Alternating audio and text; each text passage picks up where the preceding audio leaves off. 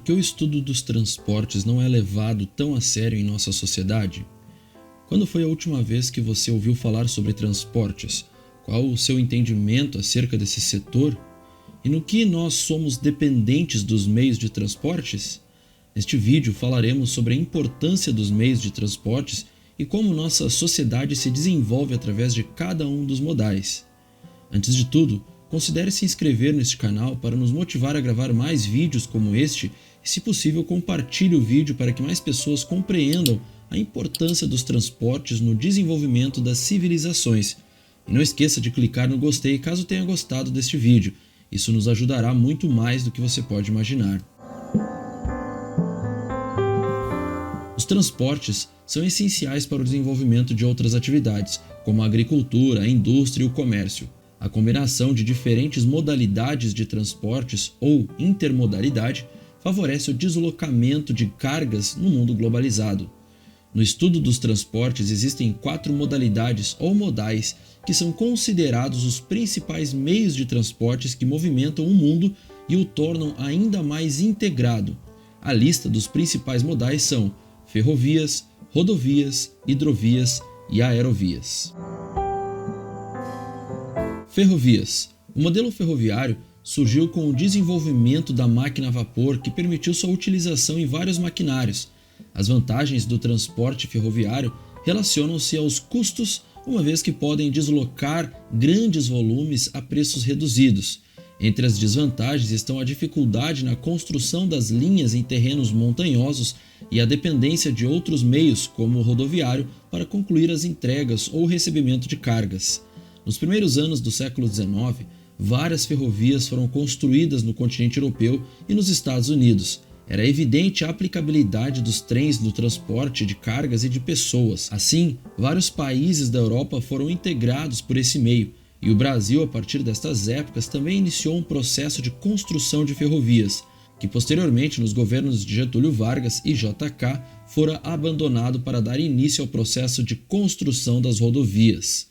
Em países com grandes extensões territoriais como os Estados Unidos, Rússia e Canadá, as ferrovias conectam extensas áreas de escoamento de produtos e transportes de passageiros, evitando transtornos como trânsito intenso, acidentes, roubos e uma menor poluição.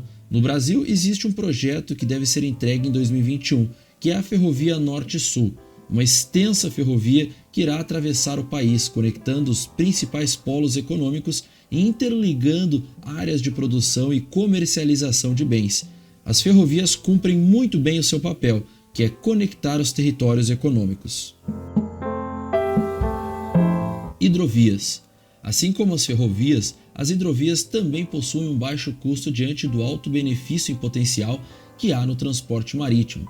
Entretanto, para que os transportes hidroviários se desenvolvam de maneira satisfatória, é necessário que haja um sistema de portos muito bem estruturado, que haja uma conexão intermodal para o escoamento dos produtos descarregados nos portos.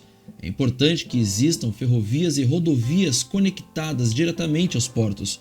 O transporte hidroviário destaca-se por sua alta capacidade de carga, baixo custo, manutenção quase inexistente e, consequentemente, um baixo custo de contratação diante de outros modais. Existe o sistema de cabotagem, que é quando um navio ou barco navega pela costa de um país, não se distanciando da área visível. Em países como o Brasil, com grande extensão costeira, esse sistema funciona muito bem. O sistema hidroviário também atua nos interiores, como em rios e lagos. No Brasil, o Rio São Francisco forma uma das principais hidrovias do país. Rodovias. O Brasil é extremamente dependente do transporte rodoviário. Podemos perceber isso muito bem durante a greve dos caminhoneiros em 2018.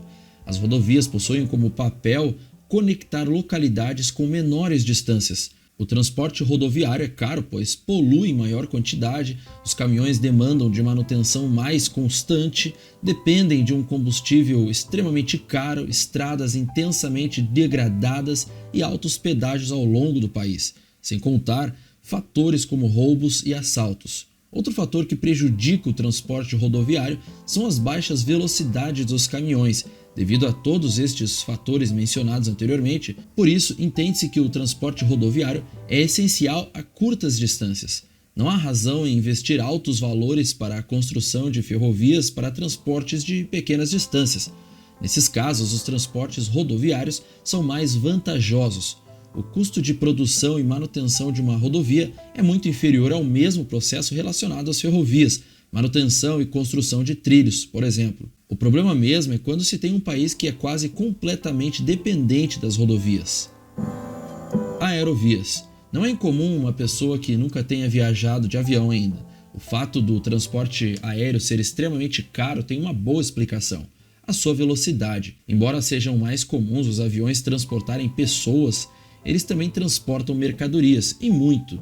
Quando fazemos aquela compra pela internet e o produto chega em nossa casa no outro dia, mesmo vindo de outro estado, pode ter certeza que ele veio de avião. Por se tratar de um transporte extremamente caro, ele não domina tanto as conexões quanto os outros modais, embora sua participação esteja em constante desenvolvimento, porém ainda em mercados estratégicos. Mas, professor Felipe, diante de tudo isso, qual é o melhor modal? Na verdade, a melhor opção é a intermodalidade, isto é, dominar todas as áreas, pois tudo irá depender da oferta e demanda de cada região, irá depender também das características de relevo das localidades. Como mencionado antes, para pequenas distâncias o sistema rodoviário é extremamente importante, porém em distâncias maiores as ferrovias são indispensáveis, assim como as hidrovias. Da mesma forma que em produtos estratégicos e mercados específicos, o transporte aéreo se torna extremamente competitivo. Enfim, tudo irá depender da demanda, pois todos os modais são importantes para o desenvolvimento de uma sociedade. No Brasil, entende-se que a nossa precariedade nessa área faz com que tenhamos um gargalo econômico, isto é, um crescimento adiado, minimizado, que poderia ser muito maior. Porém, é impedido por não haver uma estrutura de transportes suficiente para atender às demandas do país. E aí, o que achou deste conteúdo? Comenta aqui embaixo sobre como são os meios de transportes na sua região e não deixe de comentar e curtir o vídeo. Sua interação é muito importante para o crescimento deste canal. Tudo de bom, fiquem todos com Deus, em nome de Jesus.